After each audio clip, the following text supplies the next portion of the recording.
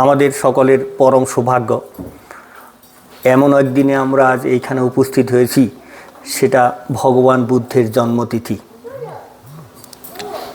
এবং যে স্থানটি দেওয়া এখানে নিবেদিতার, সেই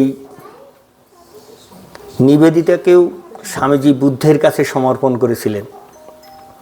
অতএব আজ এই পুণ্যতিথিতে আমরা সবাই একত্রিত হয়ে আমরা সবাই ধন্য মনে করব।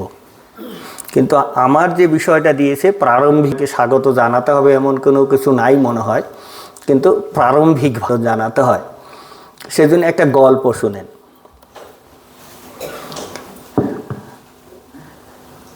দেবর্ষি নারদ শ্রীকৃষ্ণকে জিজ্ঞেস করছেন, প্রভু আপনি একটু যুধিষ্ঠিরদের প্রতি অর্থাৎ পাণ্ডবদের প্রতি আপনি একটু বেশি পক্ষপাতিত্ব করেন।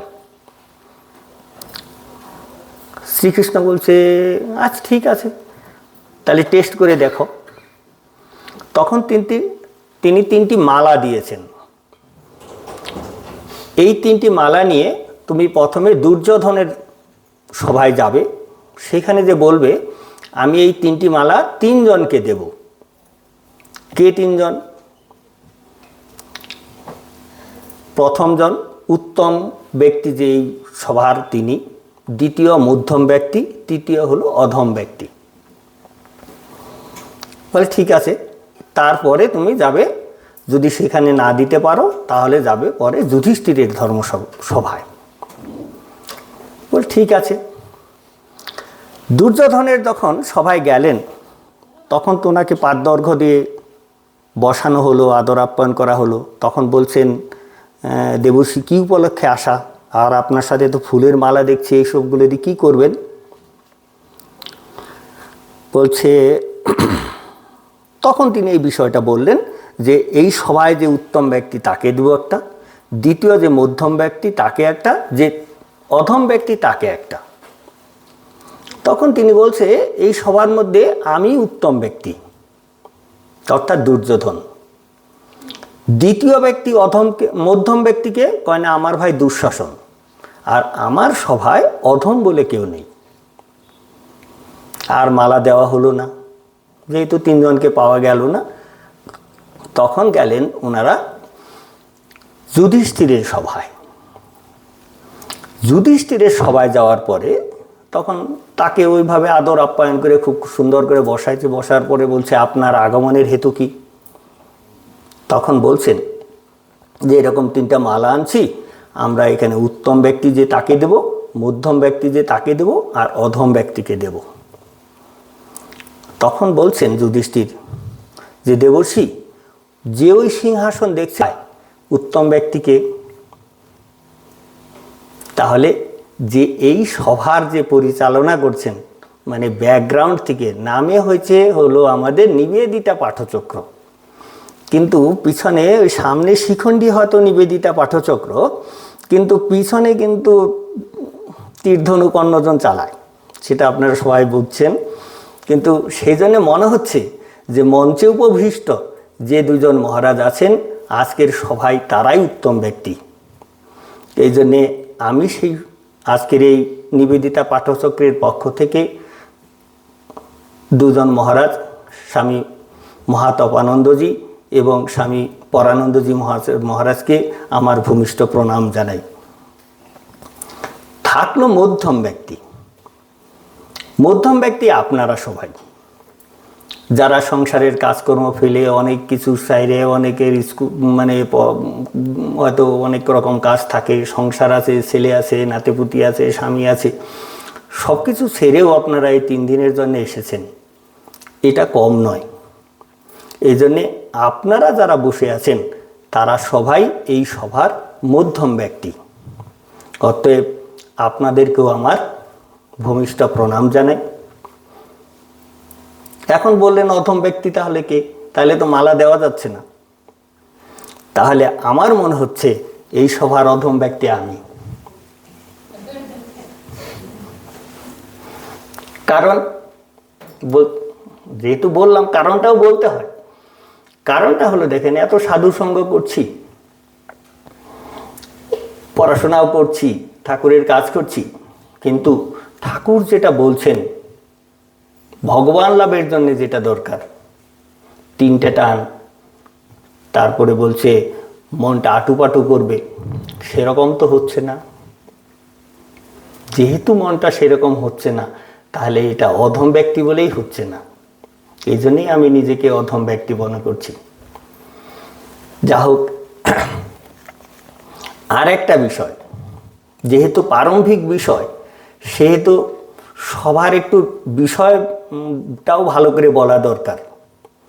যেমন দেখুন, আপনারা সংসার ছেড়ে এসেছেন, সবারই রান্নাবাড়ি আছে, কিন্তু আজকে হয়তো কারোর ফোন আসবে না, কালকে হয়তো কালকের থেকেই ফোন আসবে, কাজের মাসি বলবে, মাসি এই তেজপাতাটা কোথায় রেখে গেছো, খুঁজে পাচ্ছি না। আমি সবার কাছে আকাঙ্ক্ষা করব এই 3 দিন যেন সংসার থেকে আমরা নির্জন বাস, ঠাকুর যেটা বলছেন সেটা, সংসারটাকে টানবো না। তেজপাতা পেলো না, গরম মশলা পেলো না, বা পাঁচফোড়ন পেলো না, সেটা দেখবো না। যা আছে তাই দিয়ে খাইলে খাও, নাইলে হোটেল যাও। তাহলে কি হবে? মহারাজের যে পরিকল্পনা, মহারাজের যে এত পরিশ্রম করে আমাদের সবাইকে এখানে এনেছেন, আপনারাও পরিশ্রম করে এসেছেন, তাহলে আমাদের সেটা সার্থক হবে। না হলে কি হবে? বলছে ওই going and coming but for nothing. গেলাম আর আসলাম না, দার্জিলিং আশ্রমে ছিলাম 3 দিন, ওইটাই গাল গপ্প অনেকদিন করবেন, তাছাড়া কিছু হবে না। স্বামীজি যেমন নিবেদিতাকে বলছিলেন তার বুদ্ধত্ব লাভ হোক। বুদ্ধত্ব মানে কি? বলছে বুদ্ধং শরণং গচ্ছামি, তারপরে ধর্মং শরণং গচ্ছামি, সংঘং শরণং গচ্ছামি। সবগুলোরই মূলে কিন্তু আধ্যাত্মিক উন্নতি। একদম যখন বলছে সংঘং শরণং গচ্ছামি, মানে একদম আধ্যাত্মিক, মানে চরম উন্নতি। সেটা কি? সেটা বলছে যে সঙ্গটাকেই খালি প্রণাম করা নাকি, সেটা নয়। সঙ্গে আপনি যেখানেই বসে থাকুন, সেইখানেই যদি বসে আপনার আধ্যাত্মিক উন্নতি হয়, সেটাই সঙ্গ। সেটা আজ এই নিয়ে রামকৃষ্ণ মিশন নিবেদিতার হলেই হোক, বা আপনার বাড়িতেই হোক, বা অন্য কোনো আশ্রমেই হোক, কিন্তু বিষয়টা কিন্তু এই আধ্যাত্মিক উন্নতি। ঠাকুর আরও বলছেন যে কেউ কেউ একটা আম পেলে বা কিছু পেলে নিজে নিজে একা একাই খেয়ে নেয়, মুখ মুছে নেয়, অন্যকে কেউ দেয় না। কিন্তু মহারাজের এই অভিনব প্রচেষ্টা, কেননা সবার আধ্যাত্মিক উন্নতি হোক, সবাইকে একটু একটু ভাগ দেওয়া খাওয়া। আপনারা এই 3 দিন সাধুসঙ্গ করবেন এবং অনেক কিছু শুনবেন। অনেকেই সুন্দর সুন্দরভাবে নিজেরা সব প্ল্যান করে আসছেন, বলবেন, কিন্তু এখানে first prize, second prize, third প্রাইজের ব্যাপার নেই। এই জন্য মনে কেউ কিন্তু দুঃখ পাবেন না যে না, আমাদের বোধহয় একটু পারফরমেন্সটা একটু খারাপ হলো, অন্যদেরটা বোধহয় ভালো হয়েছে। সেরকম কিন্তু ফার্স্ট সেকেন্ডের ব্যাপার নেই। ব্যাপারটা হলো যার যেরকম হোক, আমরা পরবর্তীতে আবার সেরকম করব। এবং মহারাজের কাছে আমরা আকাঙ্ক্ষা রাখবো ভবিষ্যতেও যেন এরকম মাঝে মাঝে একটা যদি শিবির করা যায় এদিক ওদিক, তাহলে হয়তো আমাদের এই শেষ বয়সেও আধ্যাত্মিক উন্নতি হবে। কেননা আমাদের কিন্তু ভ্যালিডিটি খুব বেশি দিন আর নাই। যারা এখানে উপস্থিত আছি, একজনকেই সামনে দেখা যাচ্ছে ওর ভ্যালিডিটি অনেক দিন হয়তো আছে, কিন্তু আমাদের কিন্তু এক্সপায়ার ডেটেই চলছি এখন। কার কখন ডাক আসবে, কে কখন চলে যাব ঠিক নাই। কিন্তু স্বামীজি বলছেন জন্ম যখন নিয়েছিস একটা দাগ রেখে যা। কিন্তু এই বয়সের কি দাগ রাখবো? না, একটু ঘষা মাজা করে যাই, যদি একটু দাগ বসে, চেষ্টা করি যদি যদি কিছু হয়। এইটা কিন্তু মহারাজের একটা প্রচেষ্টা। মহারাজ এটাই আমাদের কাছে চেয়েছেন, যাতে আমাদের আধ্যাত্মিক উন্নতিটা খুব সুন্দরভাবে হয়। তাতে কি হবে না, তাতে সবার লাভ। আপনার লাভ, আপনার পাড়ার লাভ, আপনার পরিবেশের লাভ, আপনার সংঘের লাভ।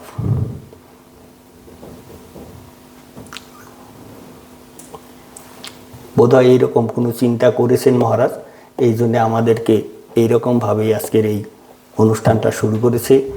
এখন এরপরে আরও অনুষ্ঠান আছে, আপনারা শুনবেন। কিন্তু মহারাজ আরও বিষয় যদি কিছু থাকে সেটা বলবেন। তবে এই বলে আমার বক্তব্য শেষ করছি। সবাইকে আমার প্রণাম, নমস্কার। এইগুলো নিয়ে আসুন এখানে। কি